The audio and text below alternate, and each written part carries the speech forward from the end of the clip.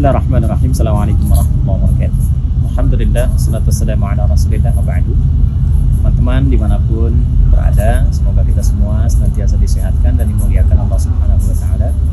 Saya saat ini berada di sekitaran Al-Madinah Al-Munawwarah, kurang lebih jarak 4-5 kilo dari Masjid Nabi Sallallahu Alaihi Wasallam.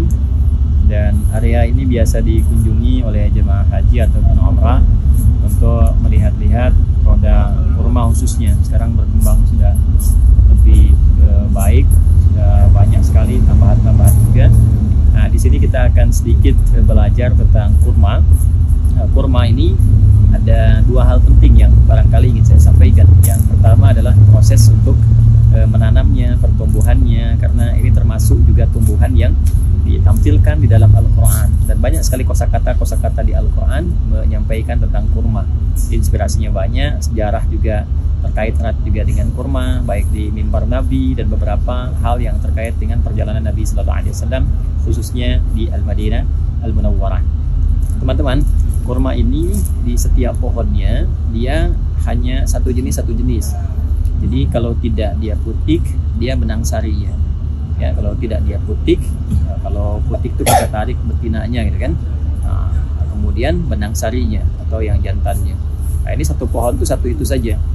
Sehingga kalau dia tumbuh dengan satu pohon, nah itu tidak akan berbuah.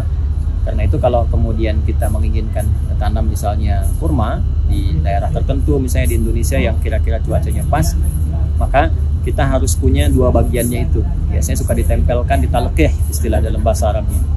Tumbuh satu, dibersihkan, dipangkas dulu. Nanti teman-teman bisa lihatnya beberapa bagian dari pohon-pohon kurma. Jadi kalau dia mau di musim kawinnya itu dipangkas, dirapikan, dibersihkan, lalu ditempelkan bagian pasangannya. Jadi kalau dia putiknya, tempelkan benang sarinya, demikian sebaliknya.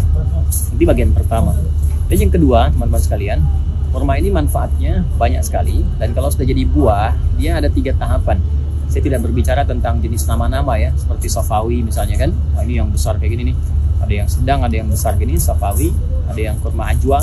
Ya, kalau ajwa itu dipakai untuk obat biasanya, ya obat untuk tubuh, saya sakit, kena racun atau ada sihir dan sebagainya. Kemudian yang ketiga juga ada lagi kurma sukari yang banyak glukosanya misalnya ya. Nah, tapi kalau terkait dengan semua tahapan-tahapan itu, dia mengalami 3 tahapan yang pokok. Jadi kalau sudah jadi buah, ya ada buahnya. Yang pertama dia akan melewati nanti fase pertengahan, disebutnya dengan balha atau balah, yang kita sebut dengan kurma muda itu. Ya, ada yang warna kuning atau merah bergantung jenis kurmanya. Biasanya kalau yang ini, ya kalau kurma mudanya warnanya merah. Ya, ada nanti yang kuningnya juga, ada yang agak kecil-kecil itu balha namanya.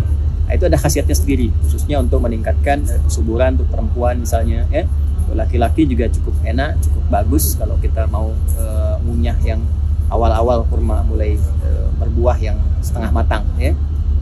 Kemudian yang kedua nanti naik setelah itu mulai mengkel, jadi dia agak lembek, dan itu biasanya yang paling mahal tuh, disebut dengan rutob namanya.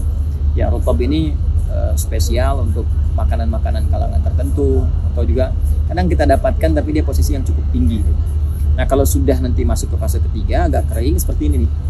Nah, nanti ada yang lebih kering daripada ini. Nah, disebut tamar namanya. Namanya tumor ya. Ini tamar, ini sudah masuk tamar nih. Sudah mulai proses ya, sudah mulai agak kering gitu kan. Agak mengeras, semakin keras lagi ada, semakin keras lagi. Dan Nabi Sallallahu Alaihi Wasallam kualitas makanan kurmanya itu bukan rupop. Jadi beliau itu tidak pernah mengonsumsi ya, dimaksud tidak pernah ini enggak sering, atau misalnya hidangan hariannya itu bukan rupop. Ya, tapi tumor, dan itu pun yang sudah keras gitu. Ya, ini menunjukkan kesederhanaan, ketawaduan, seperti saya pernah kisahkan di area Masjid Nabi Sallallahu Alaihi Wasallam ketika beliau tinggal sementara di rumah sahabat mulia Abu Ayyub Al-Ansari radhiyallahu ta'ala anhu sambil menunggu proses masjid selesai. Tinggalnya tidak di bagian atas walaupun ditawarkan oleh sahabat Abu Ayyub Al-Ansari, tapi tinggal di bagian bawah. Nah, karena beliau inna arfaqa bina, ya sungguh yang paling bisa nyaman untuk kami tinggali dan juga bisa ternaungi justru yang paling bawah, kata Nabi. Itu menunjukkan ketawaduannya. Nah, inilah kurma. Jadi nanti setelah disusun, pengairannya harus bagus. Bisa dikembangkan sebetulnya di beberapa daerah kalau ingin disesuaikan. Di Indonesia juga sudah mulai banyak dikembangkan, di Thailand juga sudah mulai ada gitu kan. Bahkan sekarang sudah mau dibikin kurma-kurma yang disesuaikan dengan lingkungan dia ditanam. Ya, seperti di kita misalnya ya, daerahnya Katulistiwa yang musimnya juga nggak ada 4 musim seperti di Arab seperti ini, tapi sudah mulai banyak dikembangkan. Di California juga sudah mulai dikembangkan juga dan banyak disebarkan, dipasarkan.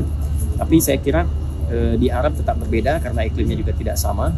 Dan silahkan kalau nanti umrah atau haji, cari yang sesuai dengan kebutuhan. Kalau ingin meningkatkan glukosa, cari yang sukari. Kalau ingin nyaman, cepat kenyang, ya kunyahannya enak, ya safawi. Jadi kalau ingin cari yang obat semacam netralisir racun dan sejenisnya, maka bisa ambil yang ajwa. Baik, Adi Hidayat dari kebun kurma di kota Nabi Sallallahu Alaihi Wasallam. Dan yang terakhir, kalau naik ke atas nih ada ya dari kelepah daun-daunnya. Ya dulu seperti ini.